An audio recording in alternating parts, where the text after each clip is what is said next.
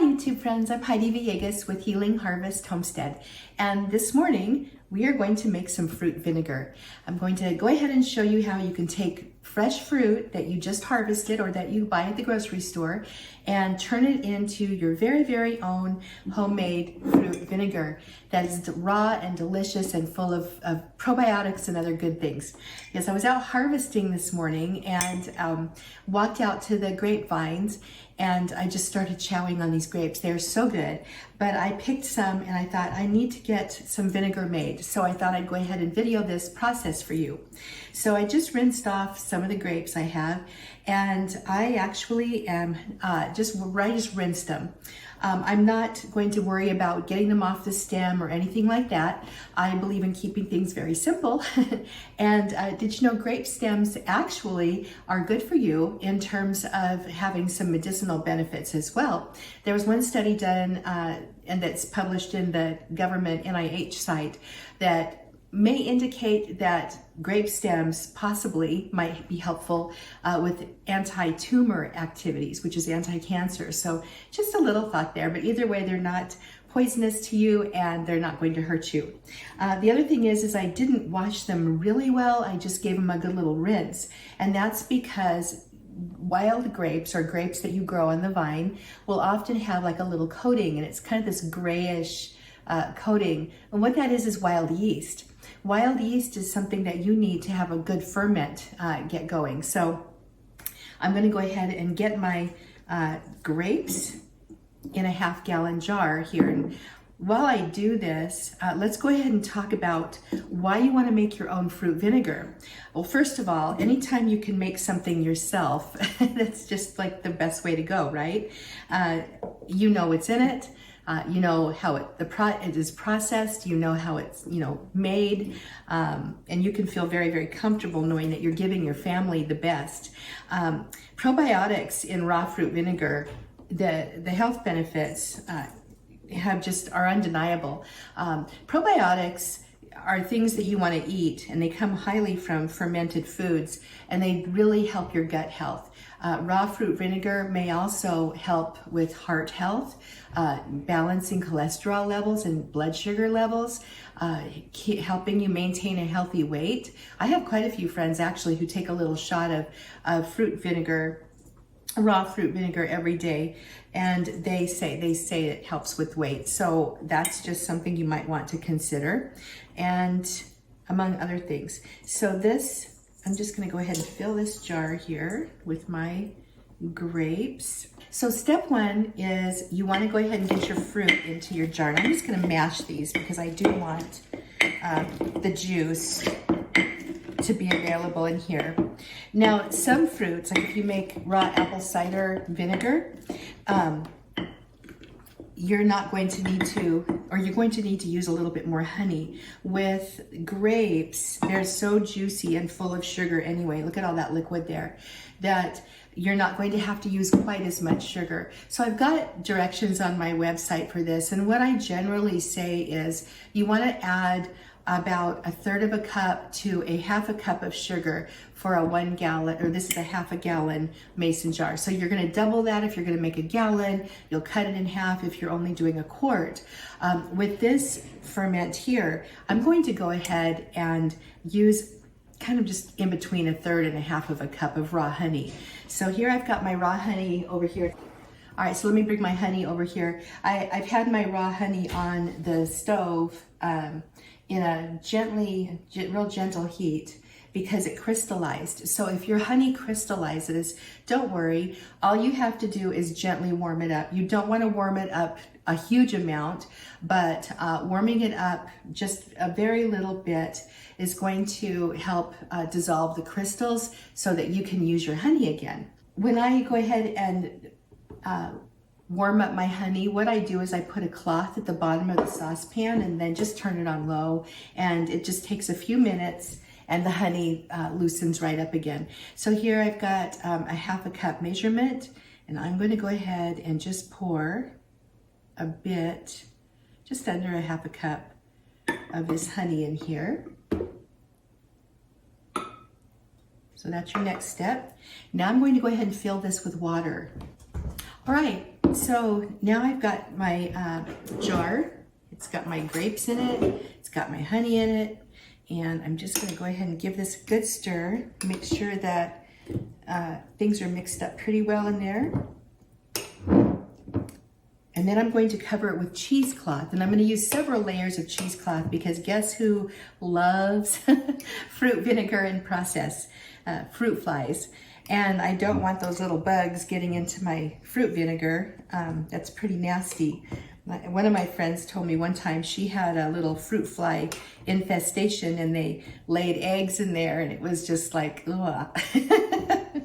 So there you go. You don't want that. But anyhow, this is stirred up enough for now. Just gonna let that go here. All right. And grab my cheesecloth. I'm gonna cover the top. I've got about 4 layers here of my cheesecloth. I'm gonna put a rubber band around it. Make sure that all 4 layers are snug. All right, now the next part of this is, I'm just gonna give you the directions, and then in a couple of weeks I'll do another video for you on how to figure out when it's ready. But basically at this point, I'm just gonna set this on the counter and then I'm going to stir it twice a day, all right? That is really, really important. The reason you wanna stir your fruit vinegar in this first stage is because you don't want mold to form on the top. And trust me, if you don't stir it up enough, it will. All right, because you want a chance for all of the fruit to be exposed to the liquid as often as possible. So just give it a good stir with a wooden spoon in the morning and then in the afternoon and let it sit. And then after about a week or 2, maybe could be even 3 weeks, it depends on the temperature of your home, what you're going to notice is you've got some fermentation going on. You're going to see bubbles. You might even see a SCOBY form at the top. But again, if you're stirring every day, you shouldn't be seeing that. But you will be seeing bubbles. At the point where it stops bubbling, that's when you're going to remove your cheesecloth for good and you're going to strain off the liquid and put it into a bottle and put a cap on it. And at that point, that alcohol is going to start fermenting or turning into acetyl acid, which is your vinegar. So there's a process here. We're going to go from water and sugars, and then we're going to go to alcohol, and then we're going to go to acetyl acid. So it's really a neat process. Fermentation is wonderful. It's really fun to do. It's fun to watch. It's good for you. It's excellent for your body. And with your fruit vinegars, you can use all kinds of fruit. You can use apricots. You can use peaches. You can use apples, of course, for raw apple cider vinegar. You can use so many different and wonderful fruits. And if you don't have raw honey on hand, just use organic cane sugar. You can certainly use organic cane sugar for this process too. All right, so stay tuned, and in a couple of weeks, I'm going to be showing you what the fermentation process looks like as well. Hi YouTube friends. So today I've got a lot of work to do in the kitchen. I thought I would bring you along for some of it. One of the things I'm going to be doing is straining off that homemade vinegar that I started about a month and a half ago. And I just wanted to show you some of the things we've done before I get into the process. This way you know that you can, if you have a lot of fruit, you can actually make a ton of homemade vinegar just from the fruit you have on your property. So this is a 5-gallon Yeti bucket that I love this for fermenting. It's very expensive, but for fermentation, they seem to do a really nice job. So if you remember the first video where we prepared the initial part of the vinegar, I was making grape vinegar. That's what these are. They're little red grapes from our orchard, from our vines. And I just stacked them in here, poured water in, and then the appropriate amount of honey. So if you remember the video that I showed you, I was using a half-gallon jar, and that's what we're actually going to strain out today. I'm just going to let this particular bucket go all winter long. So I probably won't even strain this till next summer. But let's give it a stir and see what happens. Okay, so I had to go get a wooden spoon. One thing, I don't like to use metal in my ferments. Ferments get very acidic, and oh my goodness, this is just going to be such beautiful vinegar. It's already smelling of vinegar right now. So I imagine by next summer it's going to have a very high acidity. I don't stir this every day at this point. Still has some good bubbles there. At this point, I just let it sit, and it's going to just ferment away. No, nobody. My dog's here. So here we go. I'm going to put the lid back on. Once in a while, or so, if I see any grunginess going on with it, I will simply clean it off with some 190 proof alcohol to fully sterilize the lid without getting any alcohol into the ferment. Now let's go ahead and go strain off that half-gallon ferment that I have going on the counter, and you can see what that looks like. It's a little bit different than this because it's a smaller amount. It ferments a little faster. Okay, YouTube friends, let's go ahead and take a look at what straining off this vinegar is. So this is the exact same vinegar that I had over there in the big 5-gallon Yeti bucket. This is made with the same grapes. It's just made in a half-gallon mason jar instead. And we're going to go ahead and talk about the fermentation process, but I just want to show you what the next step is for your vinegar once you get it to a point where you want it. Now, the vinegar that I have going in the 5-gallon bucket isn't quite ready yet because there is so much of it, and it does take a little bit longer to ferment. I could probably strain that off in a couple of months if I wanted to, but really when you're working with fruit vinegars and homemade fermented fruit vinegars that are raw, you can let them go for a very long time, and they just get more stronger and better and more powerful and tastier, everything. So I know that wasn't proper grammar, but I do love my ferments. So anyhow, what we're going to do here is we're going to strain this off, and then I'm going to pour it into this bottle, and then we're going to let it sit for a longer period of time. All right, so I've got my strainer, and I've got a large pitcher here. This is a 4-cup pitcher, so it's not going to hold all of it, but that's okay for now. I'm just going to go ahead and get enough to get into this bottle for now, and then I'm going to go find another bottle and put the rest of it in the other bottle. But I want to apologize for the mess on my countertop. This is all chocolate stuff. Cocoa. We're working with cocoa this month in the Confident Herbalist Tribe and in the Herbally Accomplished workshops. This month happens to be a deep study on cacao or cocoa and how it's such a superfood and how healthy and beneficial it is for you. And we have an 85-page book that goes with this workshop with almost 30 recipes, and it's amazing. So I think you'll love this. If you love chocolate, please look into this workshop. It's not too late to join us.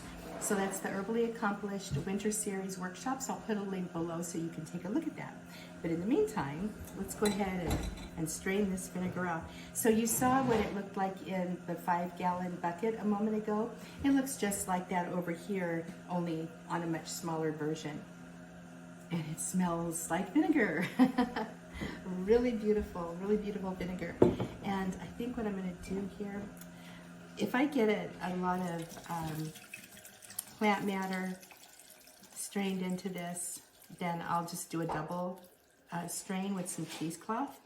But really, I don't mind the extra stuff in it. I know some people like a really clear vinegar.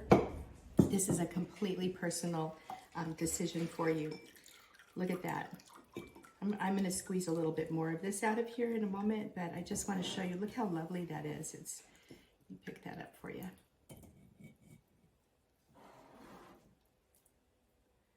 Isn't that gorgeous? That is homemade grape vinegar. Now, this is usable right now, but if I let it sit in my bottle for another month or 2 or 6 months, it's just going to be absolutely amazing. So here I've just got a little funnel, and I'm going to pour it into my Grolsch bottle. A Grolsch bottle is a swing top bottle, and they're really handy for fermented drinks. I love using them for kombucha and obviously vinegars. Look at that. This is almost perfect. I'm going to do another little strain over here of this, and I'll have enough to fill up this jar. Now, one thing about your homemade vinegar is to know, there we go. I'll be getting a little more in there. Over time, they will form what's called the mother, which is the SCOBY. It's the vinegar SCOBY that goes on top. This is not the same SCOBY that's on kombucha, by the way. This is a special one that's only for vinegars.